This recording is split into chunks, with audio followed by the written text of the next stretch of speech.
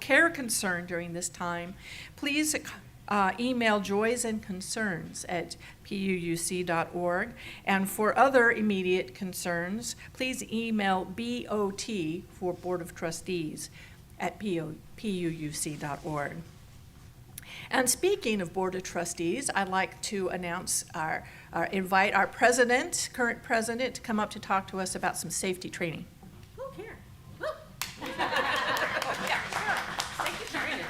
Well, thank you for that warm welcome.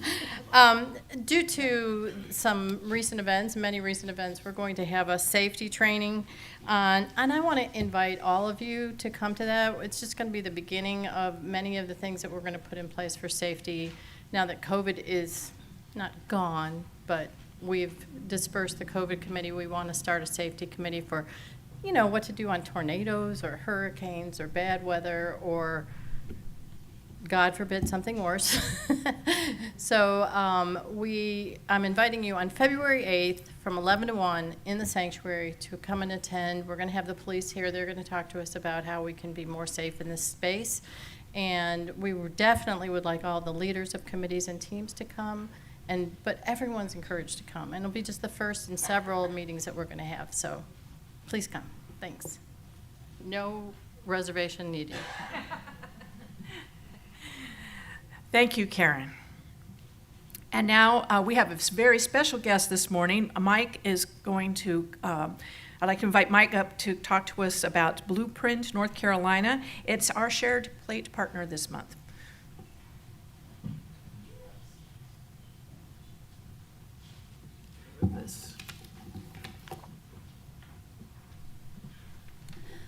Good morning, everyone. Good morning. My name is Mike Huffman. I work for Blueprint, North Carolina. I am their development strategist. So my job is to talk to donors, foundations, individuals about the work that we do. So I first want to say thank you for this opportunity this morning to come and briefly talk to you all about the work of Blueprint, North Carolina. I know some folks in the room are familiar. And thank you for the opportunity to be a part of Share Our Plate. So Blueprint, North Carolina is a 501c3 nonprofit. We work towards and are very dedicated to building an anti-racist and inclusive democracy in the state. We do not do this work alone. We are a network of what I believe is now 112 formal partner organizations located across the state, and an even larger network of allied organizations and leaders who we do this work with. Our work includes strategies like mobilization, so folks who worked really hard this year with us to register voters, 300,000, I believe over 300,000 new registered voters in the state this year, to call these folks, text and canvass what was hundreds of thousands and millions of folks this year. But we also work in election protection and safety and security because we believe safety is a necessary part of democracy and that folks will not show up to vote if they don't feel safe to vote. And so we work to train folks. I know there are people in this room who were part of our chill teams this year. Folks are trained in de-escalation tactics and safety tactics. And we also have issue experts on our teams who can respond to threats to democracy and threats to polling places. We also are here to talk about one of our local partners today, SEAC Village, who will be doing the first Sunday collection that you all have. SEAC Village, I want to do them justice, so just give me a moment. SEAC Village believes in collective liberation, where all people are safe and cared for. They're a grassroots organization created for and impacted by communities, impacted communities in the South. They are creating a world where they center the needs of Southeast Asian, Black, Indigenous, and LGBTQIA+ people, and work to liberate one another through the lens of abolition, decolonization, collectivism, no borders, and the right to reclaim our lands nor be stripped from our homelands. They are one of our partners, so they do focus on civic engagement and power building, but like many of Blueprint's partners, they have other issues that they work on, such as immigration and anti-deportation, movement building, as well as youth organizing. SEAC was a very crucial partner during Western North Carolina post-Hurricane Helene. They have been organizing efforts and aid since days after the event and continue to do so. So we thought they would be a great feature organization for the first Sunday collection alongside of us for Share Our Plate. So thank you again for the opportunity to speak, and I believe that Sue and Linda have the resources that SEAC is going to need. Thank you.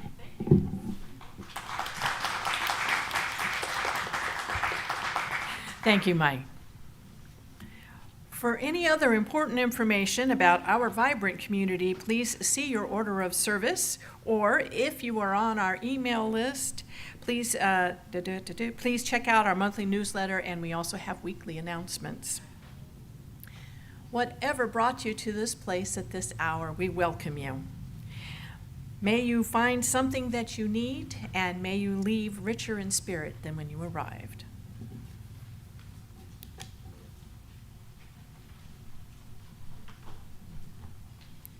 And now for our chalice lighting. And these are some words by Albert Schweitzer. At times our own light goes out and is rekindled by a spark from another person. Each of us has cause to think with deep gratitude of those who have lighted the flame within us. Please join me in singing our words to lighting our chalice, the symbol of our faith.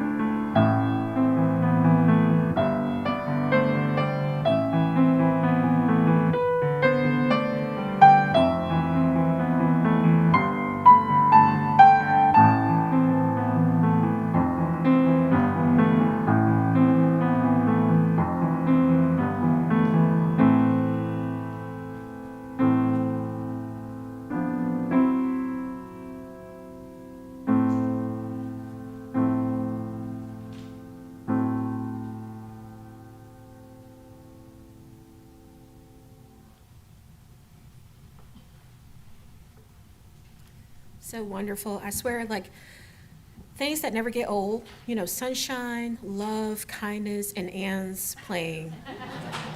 Wonderful. And so now I invite you all to please rise in body or spirit for our call to worship. And today's words are from The Larger Circle. Wendell Berry is our author of these words. And so we clasp the hands of those that go before us. And the hands of those who come after us. We enter the little circle of each other's arms. And the larger circle of others whose hands are joined in the dance. And the larger circle of all creatures. Passing in and out of life, who move also in the dance. To a music so subtle and vast that no ears hear it. Awesome sauce.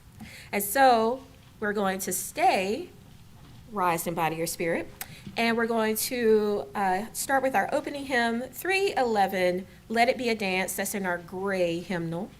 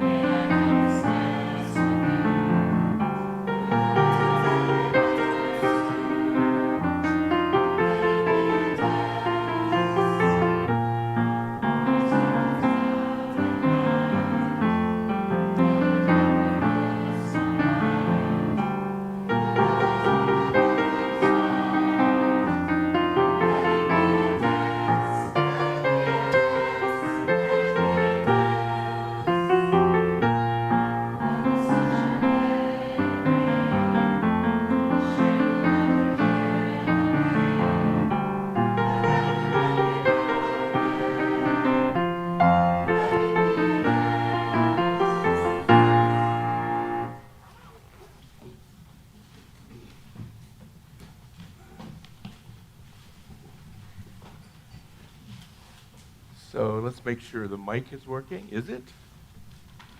Yes. Okay, excellent, excellent. So Harley, it's just you and me today. Oh, you came later. Hi, Claire. I didn't. Yeah, you kind of snuck in. And we have more? Come on in. That's cool. You know? No? You have a different color Rubik's Cube? Yeah. Oh, it's not? It's just fake? Oh, I see. Ah. Well, my name is Jack.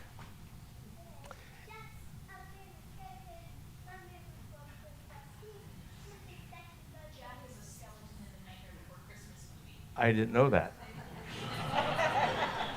Okay, all right.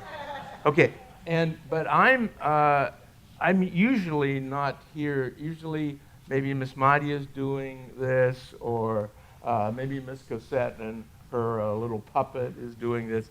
So I feel a little bit nervous. I feel a little uncomfortable because my first time. So I think it would help if I just hear if I hear an introduction from you, what your names are. So, and your name, and just say kind of hello to me and stuff. Hi, my name is Claire, and Yeah. I'm 8 years old. I'm going to be 9. That's coming up too. Yeah. Okay. And how about you? What is your name? Ready? Remy. I like that. He used to be a baseball announcer for the Red Sox.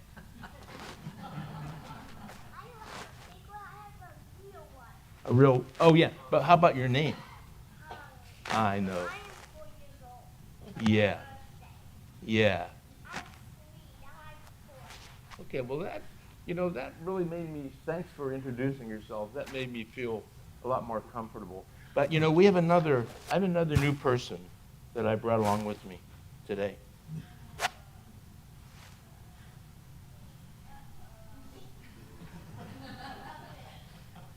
It is.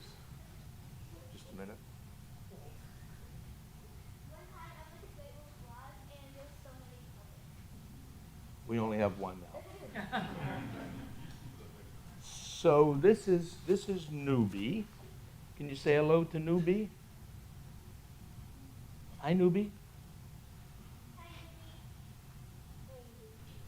Oh. I just lost my microphone. Didn't I?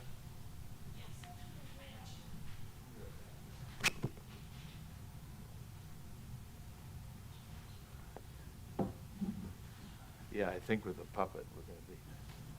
All right. Okay. Okay. Well, this is the first time that Newbie has been here, and I think Newbie is a little bit nervous too because he doesn't know you kids. Are you a little nervous, Newbie? Yeah. Well, I am a little nervous. Yeah. Well. Oh, that makes me feel better. Another person that's not a human. It's Mr. Fluffy. So you do feel a little bit nervous, Newbie? Well, yeah. I mean, I don't know these kids.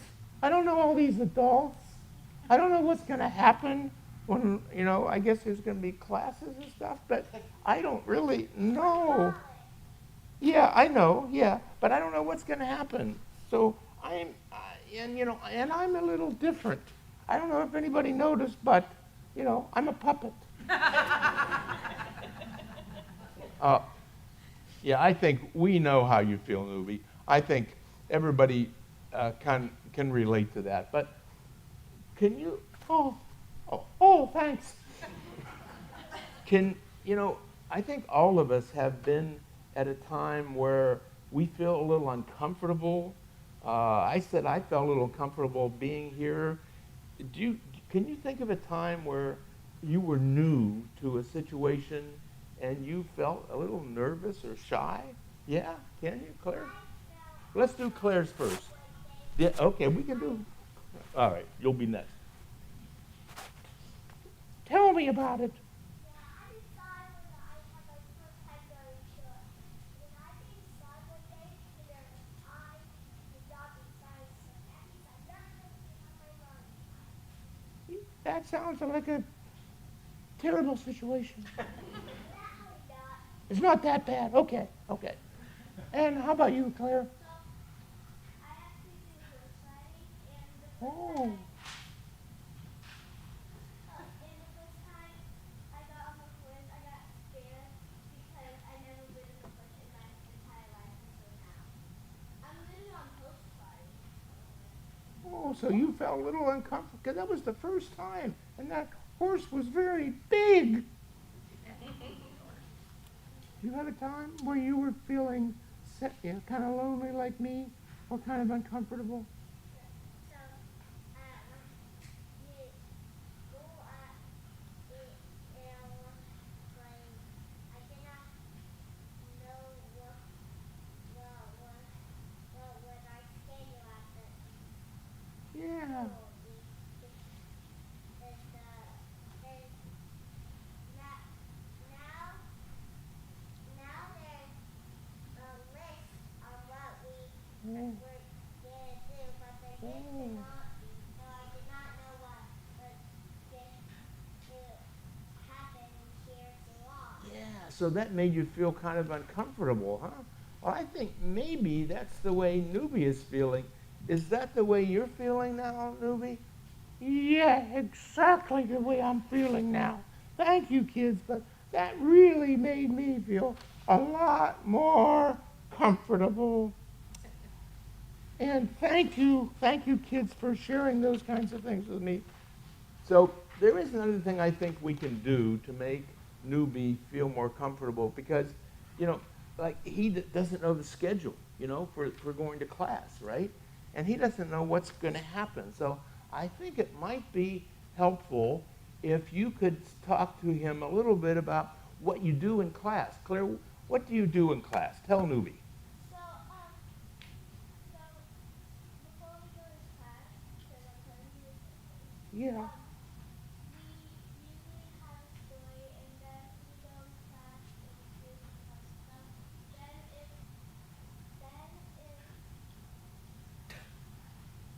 Sorry, that's disconcerting, isn't it? Okay, Newbie, just listen, okay? we go on vacation to play, or we can just stay to finish, or we can Okay. we also like a game. But it's not like that one. It's like it's fake. Oh, that sounds really cool. Anything else? Anything else about what you guys do? Because I'm really concerned about not knowing what to do.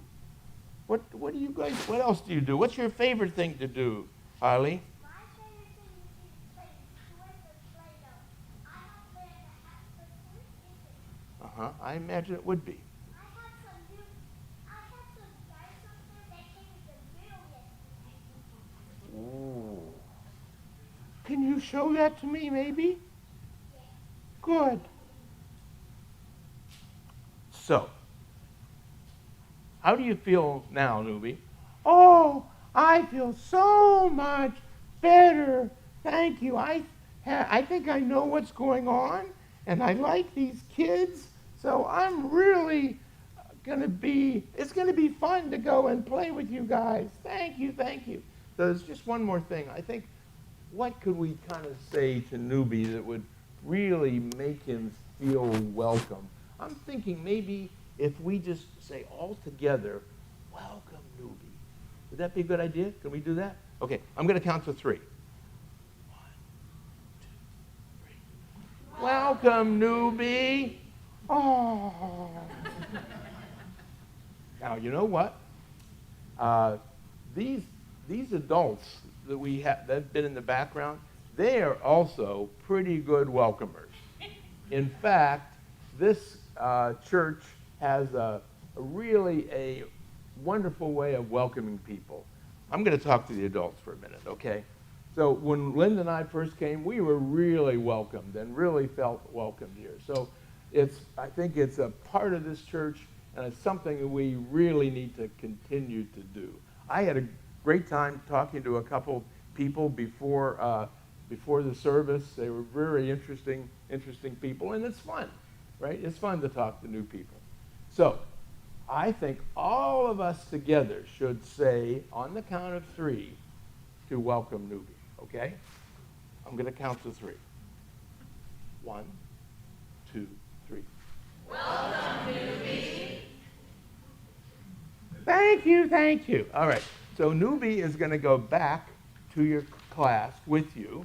I'm gonna let Reverend, okay, you take it. Yep. Yeah, that'd be good. And so make sure that you tell Newbie about what's going on and help him with the schedule, right, Remy? And what the schedule is going to be, and that'll make him feel good. And I think he'll have fun. Will you have fun? Yeah, I'll have a lot of fun. Okay, so we're going to go, and everybody say goodbye to Remy, to Newbie. Bye, Newbie.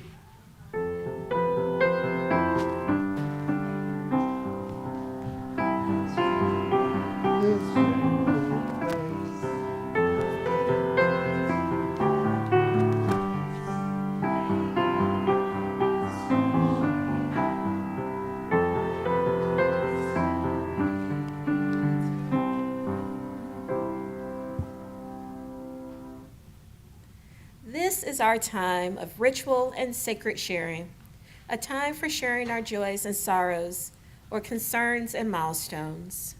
First, this week, we light a candle for thoughts for Martha, who is currently in the hospital.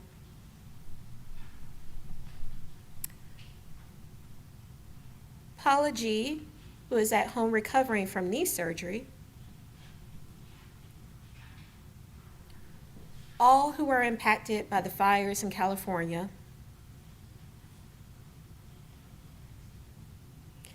Everyone impacted by Hurricane Helene and the ongoing recovery efforts. Relief for the people of Gaza. For all areas of violence around the world, including Haiti, the Sudan, the Middle East, and the war in Ukraine. And for our country, that we may work towards creating a society filled with love, compassion, and justice for all people. At this time, you are welcome to come up and fill out a prayer card, drop a stone in our shared water, or light your own candle of joy or concern. The service assistant will assist you by handing you the candle. And if you wish to light a candle, that's what she'll do. I invite you to all come forward and walk along the outer aisle next to the wall. So come on up.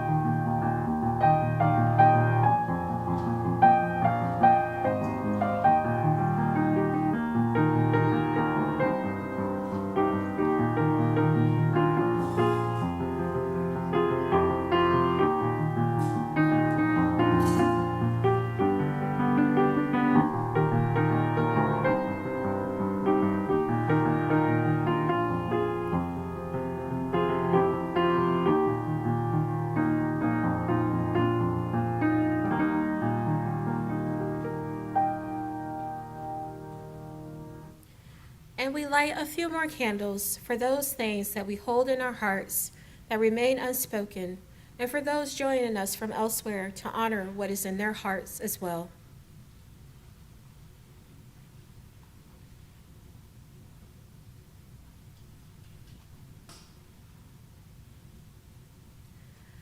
I invite you now into a time of quiet rest, meditation, or prayer.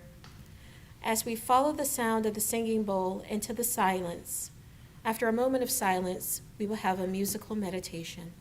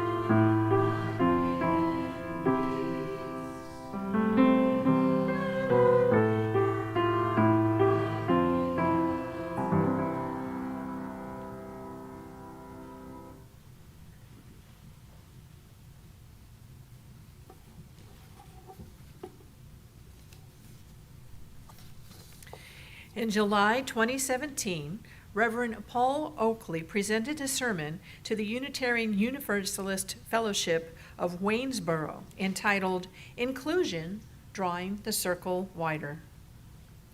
Reverend Oakley shared the following on inclusion. In Unitarian Universalism, inclusion is the greatest good, and exclusion, which can be seen in personal biases against those who seem different, and systems of power, control, and oppression, exclusion in all of its forms is sin. Drawing the circle of inclusion to maximum diameter of our current understanding and spiritual growth is essential to the expression of our principles. Inclusion is embedded in several of our shared principles: justice, transformation, equity. The very essence of our faith is to expand the circle of inclusion. Later in the sermon, Reverend Oakley shared the following poem written by Edwin Markham entitled Outwitted. He drew a circle that shut me out, heretic, rebel, a thing to flout. But love and I had the wit to win. He drew the circle. We drew the circle that drew him in. Reverend Oakley concluded the sermon by saying, we can strive for a world transformed by our care, a world where we keep growing in our understanding, acceptance, and inclusion of others, or we can retreat from the world's miraculous and marvelous diversity. Let's make the circle wider.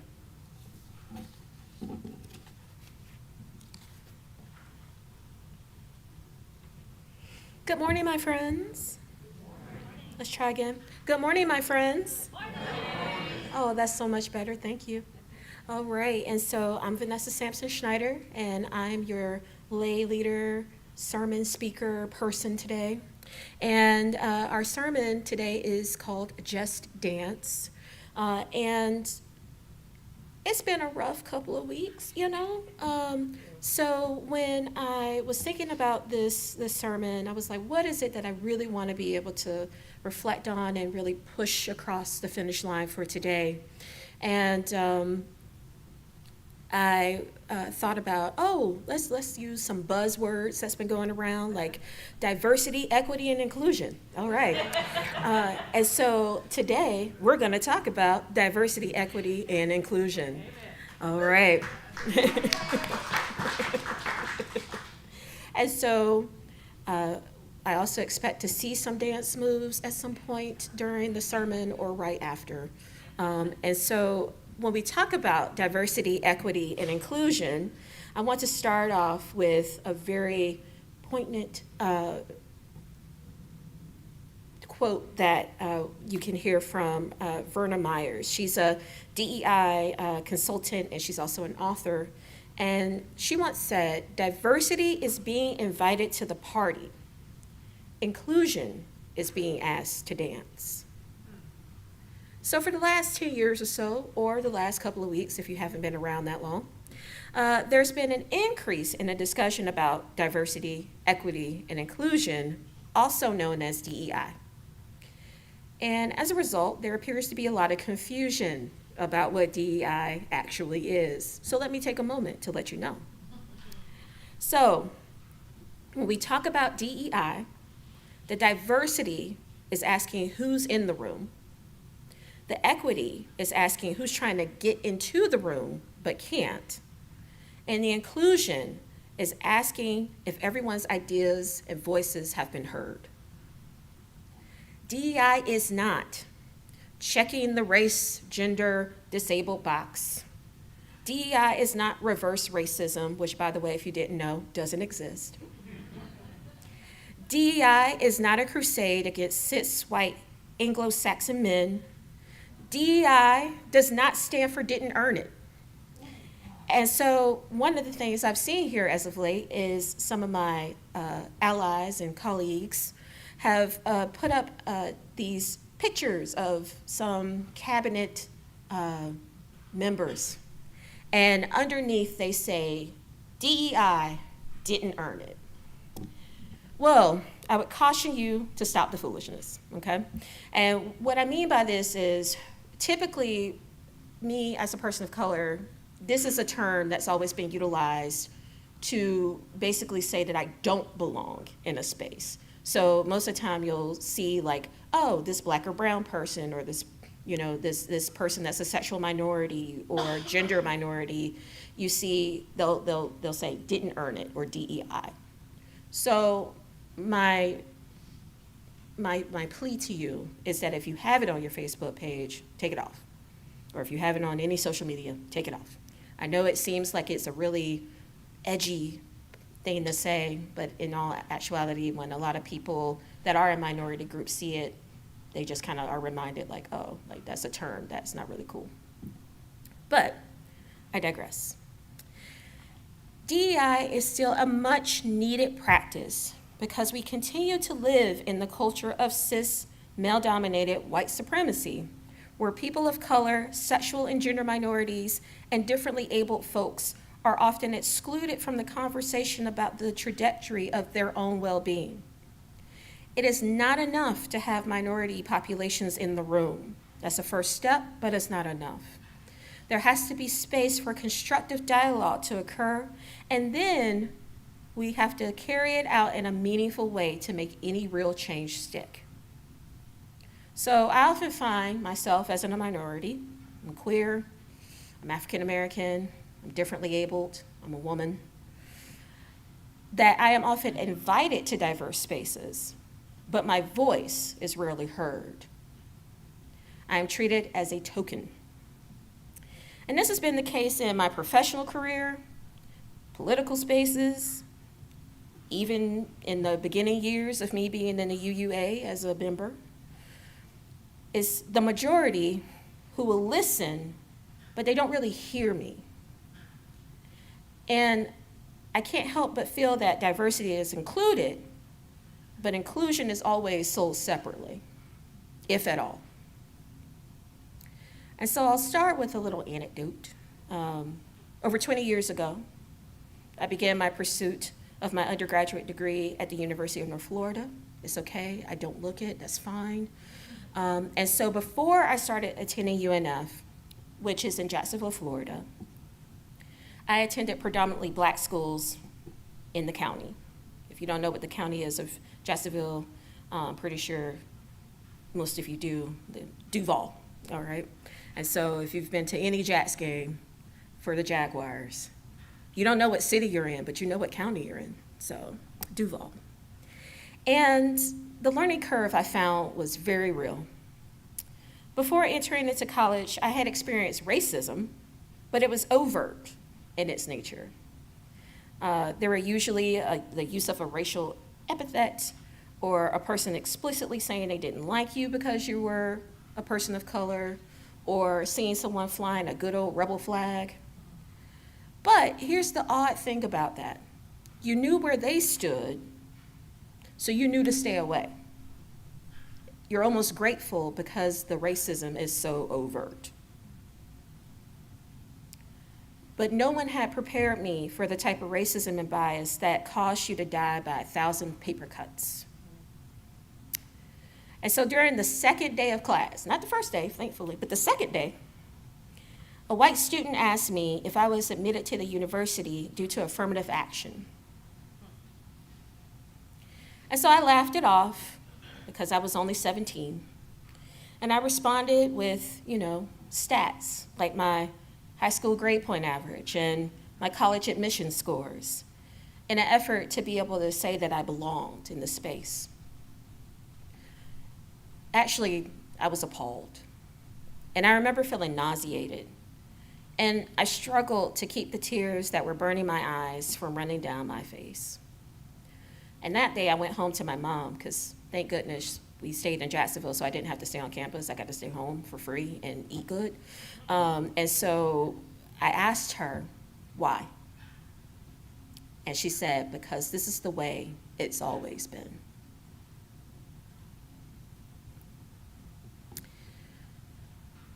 That was my first, maybe not first, but I didn't recognize it at that point. That was the beginning of my experience with microaggressions, right? This person honestly asked the question without the intention of being overtly racist, but they were covertly racist, which is a microaggression. Throughout my undergrad journey, I was often singled out to be the Lorax for the black people. And so when you say the Lorax, who does the Lorax speak for? I do not speak for the black people. I am not the Lorax, okay? And so professors and other classmates during lectures and seminars would ask me questions. What's it like to be black in America? What do black people think about this? What do women think about that? What do black women think about this? I'm not all black women. I'm not all people of color. I have no idea. I can only speak from my own experience, was often my answer. And unfortunately, that wasn't the right answer.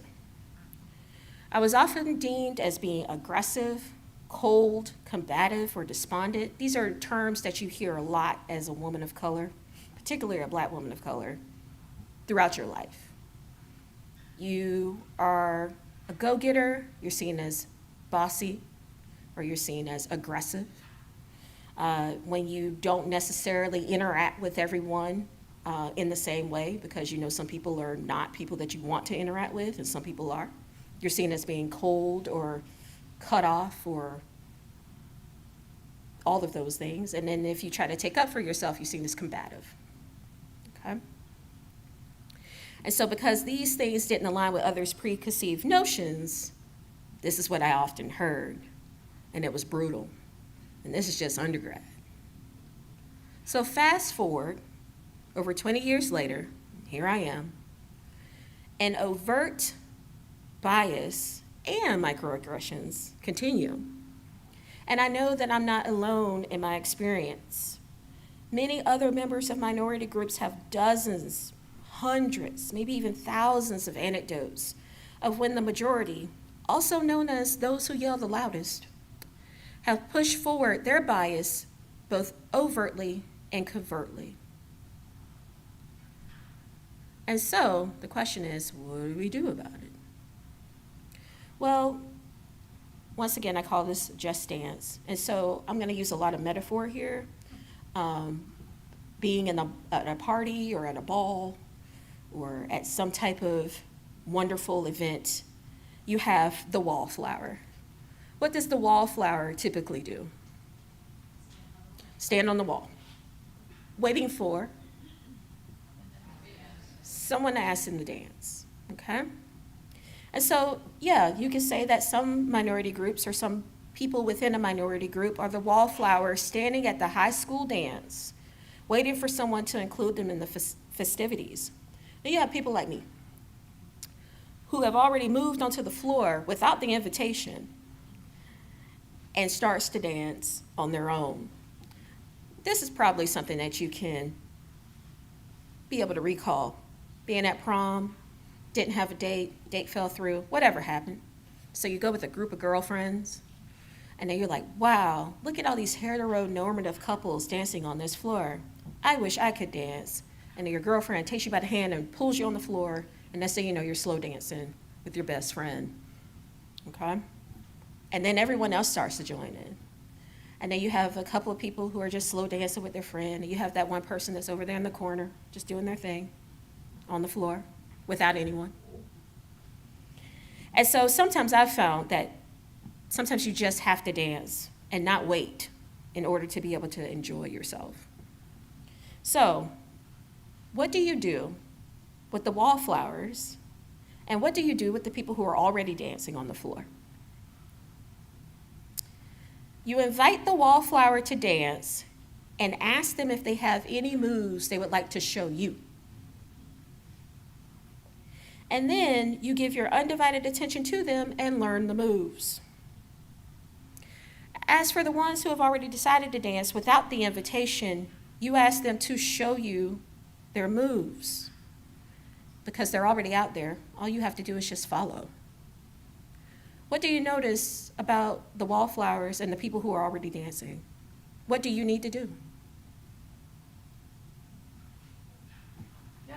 Just dance. Ask them to show you their moves. Let them take the lead. And so when we are practicing inclusion, we want to take a step back. We want to put on our listening ears. We want to follow what the minority group is saying. A good example of fostering inclusion in a UU setting where folks already threw themselves out on the floor, started to dance, and everyone else followed, actually happened, I think it was either 2016 or 2017 General Assembly. It's been a minute, so forgive my memory. And here I am as a part of the electorate at General Assembly. And there was a song that had recently came out called Standing on the Side of Love. Okay? And what happened at that General Assembly is that folks who were differently abled and their allies highlighted that the hymn, Standing on the Side of Love, was not inclusive of our UUA siblings with mobility issues, because it only really focused on the people's ability to stand.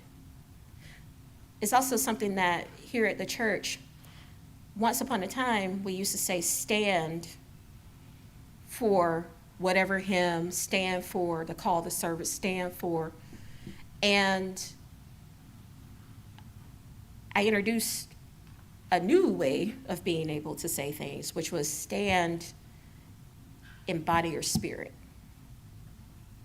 And you may not think that's a big change, but it really helps it so that everyone is included. Okay? If you want to stand or are able to stand, you can. And if you can't or don't feel like it, you can remain seated, but you still can feel included. And so here we were at the UUA General Assembly, and folks were coming up and talking about all of their concerns. And you know what so happened to be happening at that moment was the actual person who wrote the lyrics to and composed Standing on the Side of Love was there at the General Assembly. And so he was so moved by what was being expressed, he changed the lyrics on the spot. In a day, he changed the lyrics to Standing on the Side of Love. And so after reviewing those changes, the electorate voted for the lyrics to make a permanent change. And so the song went from Standing on the Side of Love to Answering the Call of Love. Anybody knew that backstory?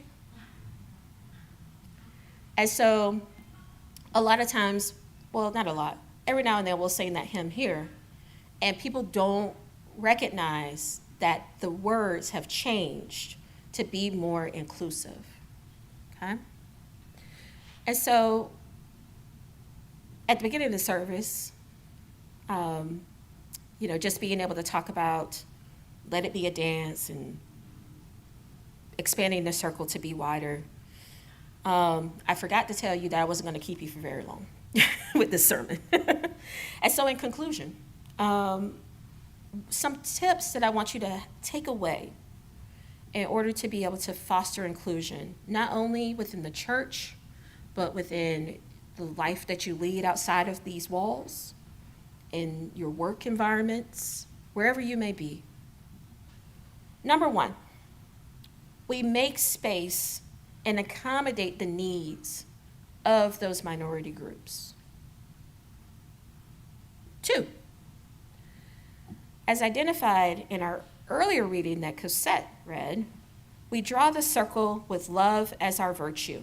Because remember, he drew a circle that shut me out, heretic, rebel, a thing to flout. But love and I had the wit to win.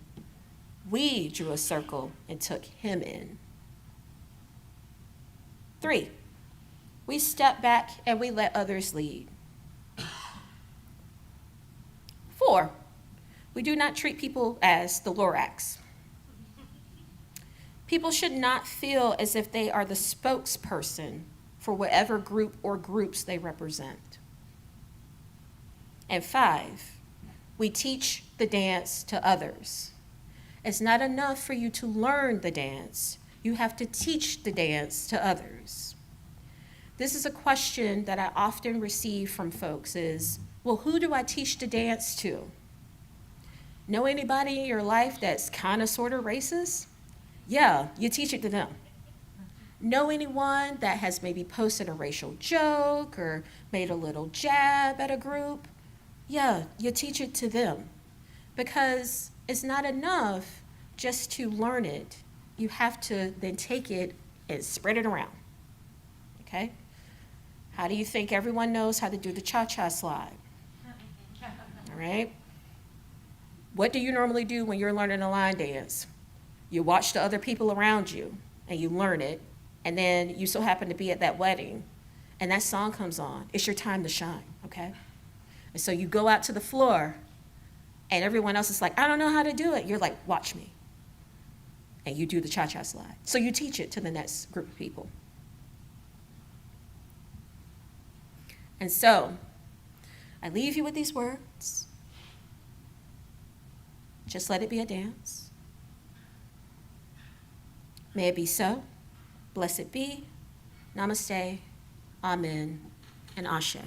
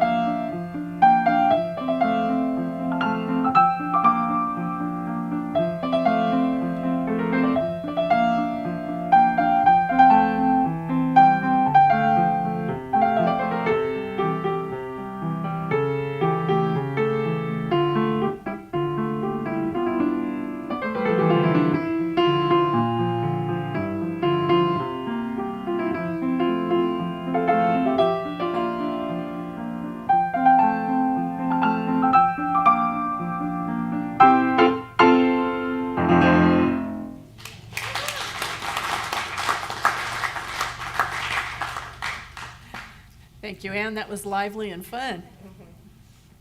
And now let there be an offering to sustain and strengthen this place which is sacred to so many of us. A community of memory and of hope, for now we are the keepers of the dream. This month we are sharing our offering plate with Blueprint North Carolina. Blueprint NC works towards inclusive and anti-racist democracy rooted in civil engagement through movement building and mobilization. This morning we ask that you place your gifts in their baskets as they make their way around the room, and you are always welcome to give online at puuc.org or by texting PUUC at the number 73256. Today's offering will now gratefully be received.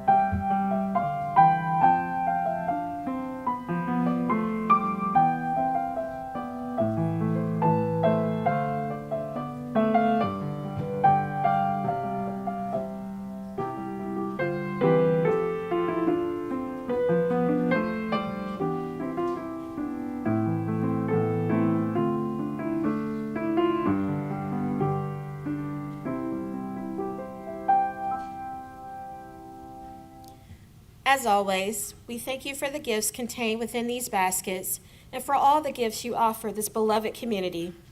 Now let us rise, embody your spirit, for our closing hymn. It's going to be hymn number 1017, Building a New Way. It's going to be your Till hymnal. And don't get too lost on the song. So you have your two verses up at the top and then your verse 3 and 4 at the bottom of the page, okay?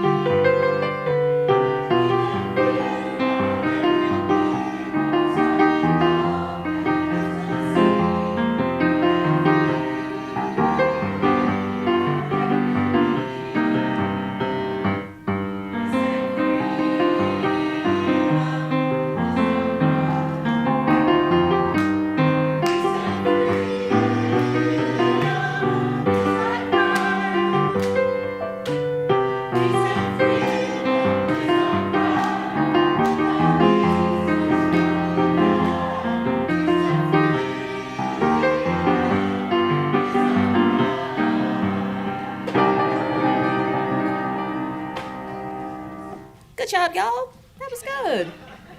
I know sometimes we get a little lost, but y'all did great. And so before we extinguish our chalice, I offer thanks to all the many volunteers and folks who helped make today's worship service possible. We also ask that when you leave today, that you place your hymnals back on the cart near the piano. Thank you in advance. And so let us take a moment to give thanks, either in our hearts or with the words that we have inside of us, for the things in life for which we are thankful today. So shout it out. I'm thankful that I learned a definition of DEI. And we give thanks a lot of times by saying, Amen. But we don't always do this. Yes, that right. Your sermon was really great. Thank you, sir.